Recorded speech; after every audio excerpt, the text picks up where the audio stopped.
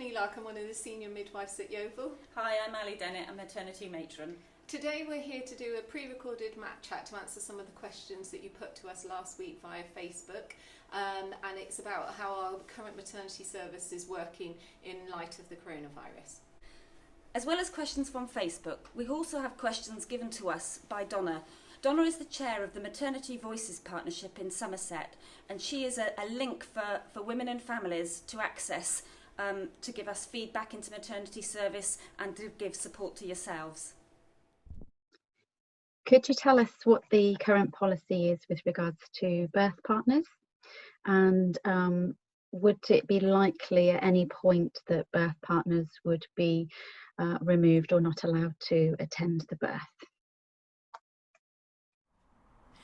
We understand that some women may be a bit frightened that there may come a point when birth partners are not allowed in for the birth. As far as Yeovil maternity is concerned, we'd like to reassure you that at no point, certainly in the foreseeable future, do we see that happening. Of course, if the national picture changes, then that's a different matter entirely. But at the moment, we would like to reassure you wholeheartedly that there is no plan to deny birth partners access for the birth. It's such a special time for women, and we know that you want to share it with at least one of your loved ones.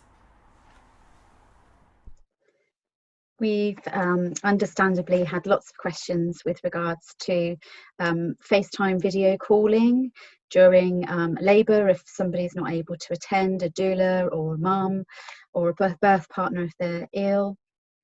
Are there any restrictions in place with regards to video calling during labour and birth, or in appointments, or any scans where a birth partner is either not allowed or unable to attend? If your partner was unable to attend due to COVID-19 symptoms or childcare issues, then of course we would be happy for you to keep in contact with them during the labour and after the baby's born via FaceTime and phone calls. However, at Yeovil we don't allow procedures or staff to be filmed for their own privacy and for confidentiality, so we would ask you to refrain videoing any part of the birth or any procedures that we are undertaking with you at that point. So where are inductions happening and when are partners allowed to join?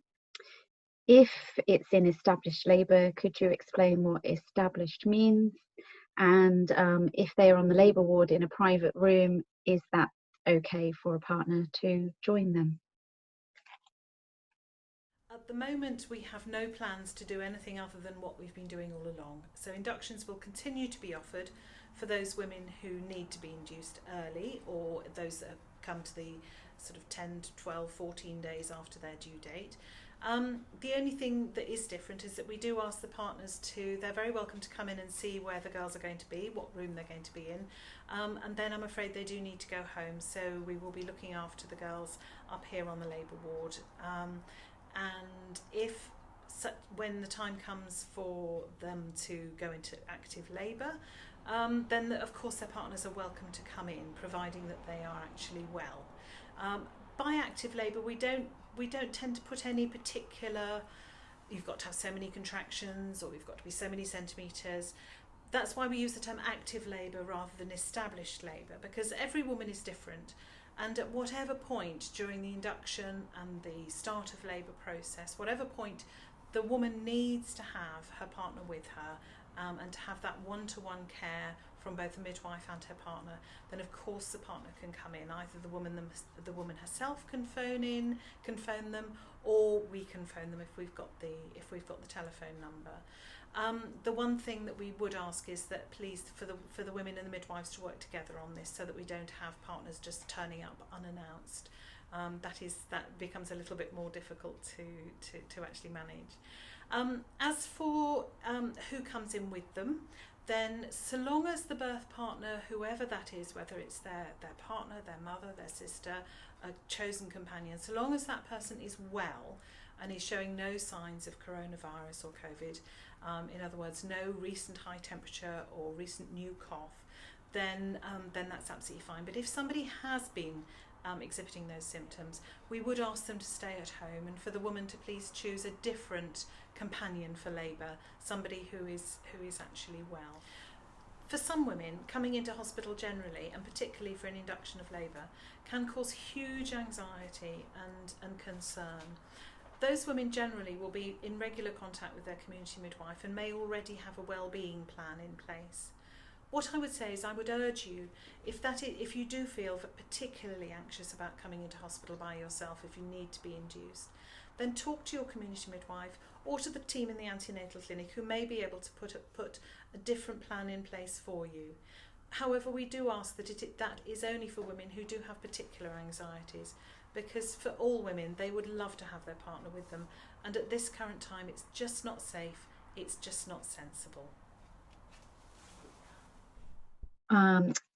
Are home births still happening? Is the home birth service still running? Is there any plans to increase capacity for any families who may wish to consider a home birth during this time? Hi, my name's Sarah. I'm one of the home birth midwives. Currently, we are still facilitating home births, and we'll continue to do so while we have the staff to do that. We do need to be mindful of the pressures on the ambulance service. If there are any issues and we needed to transfer in, we would need to make sure that they are able to facilitate that with us. Another note is that we are no longer at the moment hiring out TENS machines and pools just due to the current situation. Thank you. Are there any changes to the elective caesarean service, the procedures or policies? Can birth partners join mum in theatre? And will they still get a date beforehand? Is there anything changed with the caesarean service? Some women will be expecting to have an elective caesarean section, and certainly for the moment there's no reason to think that we will be changing our current process. However, and there is, I'm afraid, always a however during this current situation, we will be asking that when dads come in, that they stay with their partners throughout, that they don't wander around the unit. Once they're in a room, please stay in the room and not wander around the unit, because there are other women who may be on the ward who don't have their partners with them. We do understand that having a caesarean section is quite an anxious time, and you will want to have your partner with you. Wherever possible, we will be admitting you into a side room so that your partner can stay with you until the moment you actually go down to theatre. You go down to theatre together. As far as possible, we will enable you to have a period of time, and I can't say exactly how long that will be, but a nice prolonged period of time after the baby's born, either in recovery or back in the side room on the ward, before we have to ask the partners to leave again. Wherever possible, as I said, we will be using the side rooms. However, there may come a time when, because if we have sick women who need to be in a side room for their own and everybody else's safety, and for us to be able to look after them safely, that we may have to put well women in a bay with other women, in which case we will have to review the situation with how long the partners are able to stay. But rest assured, we do understand that this is a special time, and we will try and do our best to keep you together for as long as possible. So our birth pool is still available, so if you have any symptoms of COVID that we recognise, then we would ask you not to use the birth pool. But currently, as long as it's available and you have no symptoms or you haven't been in a household with symptoms, then yes, you can still use the birth pool. It is really important that you keep all your antenatal appointments with your midwife. There will be the odd occasion where we can phone you instead of seeing you, but for the majority of the appointments we will still want to see you. This might be a clinic appointment, or it might be with your community midwife. The community midwives in Yeovil are having to work from a different place rather than the surgeries at this current time. Your community midwife will let you know where this is. If you have an appointment at the hospital, please come and attend.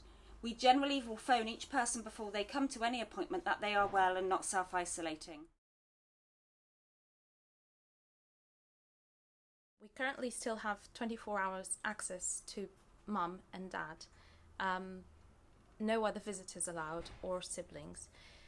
The only restriction is that it's only one of you allowed at a time inside the unit.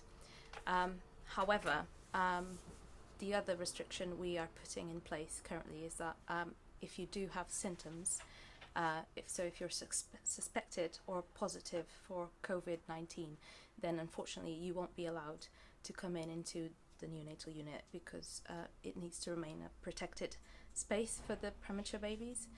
To mitigate that and to help you through that period, we are still doing video updates for parents. So we have a specific app where we can send safe and secure videos of your baby for you to see the baby, and when possible we can also FaceTime, so at the time you can see your baby straight away.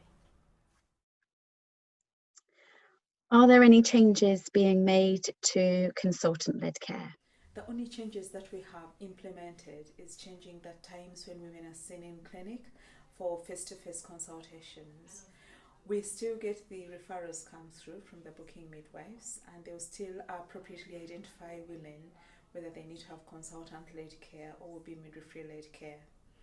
When we get the referrals come through, where before we used to bring people in for their clinic visit between 16 and 20 weeks, we are now doing phone consultations. So we will have your booking information in front of us that you've told the midwife. If you've delivered with us before, we will have the notes from the previous deliveries we have had. If you have had any medical reasons to be seen in Yeovil Hospital, we will also have your previous hospital notes from other consultations to guide any discussions that we make. And at that visit, we'll then make plans for when we are going to see you next. You often get a letter confirming the discussions we've had in the telephone consultation. You have the opportunity to ask any questions you have about the continuation of your pregnancy, and also to question the plan we may be making. When you get the letter come through to you following your clinic visit, if there are things that are not clear, there is always a secretary's number at the top of that clinic letter. So you can ring up the secretary and they can always get the consultant who saw you to give you a call back to clarify any questions. And the consultant will then book an appointment for you for when they will need to see you in clinic. If you are on specific types of monitoring, especially for ladies where we're keeping an eye on how your baby is growing, we will book your growth scans appropriately. We have not changed from the national guidelines for monitoring how babies grow. During the time when we still have COVID as a cause for concern, if your baby is growing well for the first scan that we do, we may just lengthen the interval between scans rather than doing it every 3 weeks. That might stretch from 4 to 5 weeks, and it has been shown to be safe. Many of our mums are worried about midwives being overstretched in the postnatal ward, and that they don't want to feel like they're bothering them when they've got a lot of work to do and lots of people to look after, mums and babies. What support has been put in place on postnatal wards to ensure that mums and babies have that support? So the postnatal care on the ward at the moment is exactly the same as it has previously been. So we still have the midwives, we still have the staffing levels at low capacity, and the MSWs are still there, the support workers, and the infant feeding team is still around to help you with your baby.